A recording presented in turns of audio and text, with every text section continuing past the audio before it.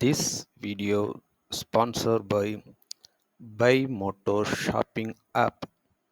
Buymoto e-shopping application is one of the online shopping app. So download the app for your easy purchase. Thank you. 15 ஆண்டுகளுக்கு பிறகு இந்த உலகம் எப்படி இருக்கும் அப்படின்னு நமக்கு தெரியுமா என்ன? பிக் 3 கம்பெனிஸ் உட்கார்ந்துட்டு உலகம் முழுக்க இருக்கக்கூடிய கார்களை எப்படி உருவாக்கணும்னு இப்பவே திட்டம் போட்டு இருக்காங்க. காரணம் அடுத்த 10 ஆண்டுகள்ல சாலைகளே பெரிய அளவுக்கு தேவைப்படாதுங்கிறான். மேன்லெஸ் கார்ஸ்ல இறங்கிட்டாங்க எல்லா பெரிய நிறுவனங்களும். உலகத்தின் பெருநிறுவனங்கள் எல்லாம் எதுக்குள்ள வந்துட்டாங்க? மேன்லெஸ் கார்ஸ் ஆட்டோமொபைல் இண்டஸ்ட்ரியை கைக்குள்ள கொண்டு வர பார்த்துட்டாங்க. யாருமே சொந்தமாக கார் வச்சுக்க வேண்டிய தேவையே இருக்காது. எல்லா இடத்துலையும் ரோட்டில் கார் ஓடிட்டே இருக்கும். அப்ளிகேஷன் வழியாக கூப்பிட்டீங்கன்னா கொண்டு போய் அதை அத்தை வீட்டில் பத்திரமா இறக்கிவிட்டு அது போயிட்டே இருக்கும். பார்க்கிங்க்கு ஸ்பேஸ் தேவை கிடையாது. வீட்டில் தேவையில்லாமல் 3 பேர் இருக்க வீட்டில் பெருமைக்கு 4 காரை வாங்கி வச்சுக்க வேண்டிய அவசியம் கிடையாது. அப்போ இங்கே இருக்கக்கூடிய இன்ஃப்ராஸ்ட்ரக்சர் இந்த அளவுக்கு தேவைப்படுமா அப்படின்னு தெரியலேங்கிறான். மனிதர்களும் மெஷின்களும் சண்டை போட போகிற ஒரு மெஷின் லேர்னிங் உலகத்தில் வாழ்ந்து கொண்டிருக்கும். Since you guys are engineers you know better than me, இல்லையா?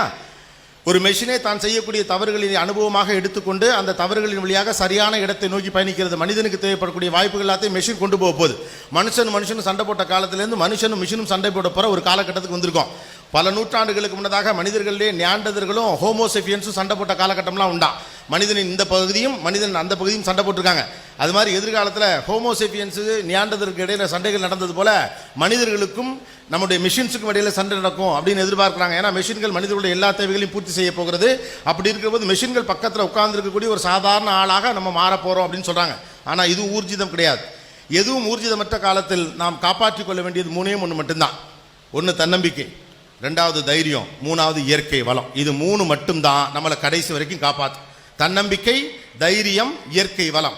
இது 3ஐயும் நம்மளால் காப்பாற்றிக்க முடியும்னா நம்ம யாருக்கையும் எதிர்பார்த்து நிற்க வேண்டிய அவசியம் இல்லை. ஏன்னா இப்போது நமக்கு கொடுக்கப்படக்கூடிய எல்லா வசதிகளுமே இங்கே இருக்கக்கூடிய வளங்களை சுரண்டி தான் நமக்கு கொடுக்கப்படுகிறது. அது எவ்வளோ நாளைக்கு நமக்கு கையில் இருக்குங்கிறது புரியாமல் எல்லாத்தையும் நம்ம அனுபவிச்சுட்டே இருக்கோம். யார் சொன்னாலும் புரியலை, விவசாயத்தில் பங்கெடுக்கணும் அப்படின்னு யார் சொன்னாலும் விழிப்புணர்வே ஏற்பட மாட்டேங்குது அப்படின்னு சொல்கிறோம். அதுக்கு மாற்று அது இல்லை. விழிப்புணர்வோடு இருங்கள், விவசாயத்தை காப்பாற்றுங்கள். இல்லை, இங்கே இருக்கக்கூடிய அம்மா அப்பாக்கள், பிஇ படித்த அந்த பிள்ளைங்க, இங்கே இருக்கக்கூடிய பொம்பளை பிள்ளைங்களாம் விவசாயத்தை கல்யாணம் பண்ணிக்கிறேன்னு சொல்லுங்க. தானா விவசாயிக்கு மரியாதை வந்துடும். ஒரு விவசாயிக்கு பொண்ணு கொடுக்க நீங்கள் ரெடியாக இருக்கீங்களா? என்னைக்காவது அந்த கேள்வியை கேட்டுக்குமா? விவசாயம் காப்போன்னு சொல்லிட்டு வாட்ஸ்அப்பில் டிபியில் கிரீன் கலரில் ஒன்றை வச்சுட்டு எல்லாரும் தற்கொலை பண்ணிக்கிட்டு சாகுறான். இந்த தலைநிறுத்து எப்போ மாறப்போகுதுன்னு கேட்டுக்கிட்டு நிறுத்திட்டு ஒரு விவசாயி தன்னம்பிக்கையோடு திருமணம் செய்து கொள்வேன்னு ஒரு பெண் முன்னால் வரட்டும். விவசாயிக்கு தாண்டா பொண்ணு கொடுப்பேன்னு கங்கணம் கட்டிட்டு ஒரு அப்பனும் அம்மாவும் நிற்கட்டும். தானா இங்கே விவசாயத்துக்கு மரியாதை வரும். ஆனால் என்ன பண்ணுறோம்? கடைசியில் கஷ்டப்பட்டு படித்து கேம்பஸில் தெரிய ஏதோ ஒரு கம்பெனியில் போய் உட்காந்து மைசூரில் ட்ரைனிங் முடித்து அதுக்கப்புறமாக புதுசாக ட்ரெஸ் எல்லாம் வாங்கி போட்டு பர்ஃப்யூம்லாம் வாங்கிட்டு போய் உட்காந்து அமெரிக்காவுக்கு ஒரு தடவை ஆன்சைட் போயிட்டு 3 வருஷம் 4 வருஷம் முடிஞ்ச பிறகு பிச்சு பிழிஞ்சு தூக்கி எரிஞ்ச பிறகு போங்கடா கர்மம் முடிச்ச இந்த வேலை வேணான்னு நீங்கள் விவசாயத்துக்கு வர்றதுக்கு பதிலாக முடியும்னா இப்போவே விவசாயத்துக்கு புறையும் போயிரு. என்ன தப்பு? ஆனால் நம்ம என்ன பண்ணுறது தெரியுமா? யாராவது ஒருத்தர் விவசாயம் பார்க்கட்டுங்கிறோம். இங்கே எல்லாருக்குமே பிரச்சனை அதுதான். எவனையாவது ஒருத்தனை தீர்வு சொல்றீங்க. இந்த சமுதாயம் மோசமாக இருக்குது. நீங்கள் யார் ஜி? எதிர்த்து வீட்டுக்காரன் மோசமாக இருக்கான், பக்கத்து வீட்டுக்காரன் மோசமாக இருக்கான், சைடு மோசம், லெஃப்ட் மோசம், ரைட்டு மோசம்னா நாம் எங்கே இருக்கோம்? இந்த சமுதாயமே மோசம்னா நாமளும் மோசம்தான். கூட இருந்துக்கிட்டு குரல் சொல்லிக்கிட்டு இருக்கிறதுனால மட்டும் இது தப்புன்னு சொல்லிட்டு இருக்க ஒரே காரணத்தினால நம்ம நல்லவன்லாம் ஆயிட முடியாது, இல்லையா? அப்போ எல்லோருக்கும் இதில் பங்களிப்பு வேண்டும் என்ற அவசியம் இருக்கிறது. எல்லாரும் இன்னொருத்தரை நோக்கி கை நீட்டிகிட்டே இருக்கோம், அவன் நம்மளை நோக்கி கை நீட்டிகிட்டே இருக்கான், அவ்வளோதானே? ஏதாவது ஒரு பிரச்சனை வந்தால் அவன் தப்பா இவன் தப்பான்னு பேசிக்கிட்டே இருக்குமே ஒழிய சமூகத்தில் எப்பொழுதுமே நிறைந்து கிடக்கக்கூடிய இந்த தவறை மாற்றணுங்கிற என்ன நமக்கு வந்ததே கிடையாது. இங்கே இருக்கக்கூடிய சூழ்நிலைகள் ரொம்ப காலமாக அப்படியே தான் இருக்கு. நீங்கள் அரசியலுக்கு எதிராக வைக்கப்படக்கூடிய மிகப்பெரிய கருத்து என்பதுன்னா இது ஊழல் நிறைந்த அரசியலாக இருக்கிறது. பல ஆண்டுகளாக இதையே சொல்லிட்டு இருக்கமே, ஏன் மாற்றணுமா? செஞ்சமா? செய்யாமல் தேர்தல் நேரத்தில் மட்டும் என்ன செய்யணுங்கிறத பற்றி விழிப்புணர்வு உண்டாக்க முடியாது. விழிப்புணர்வுங்கிறது சமூகத்துடைய எல்லா படிநிலைகளிலும் ஏற்படணும்.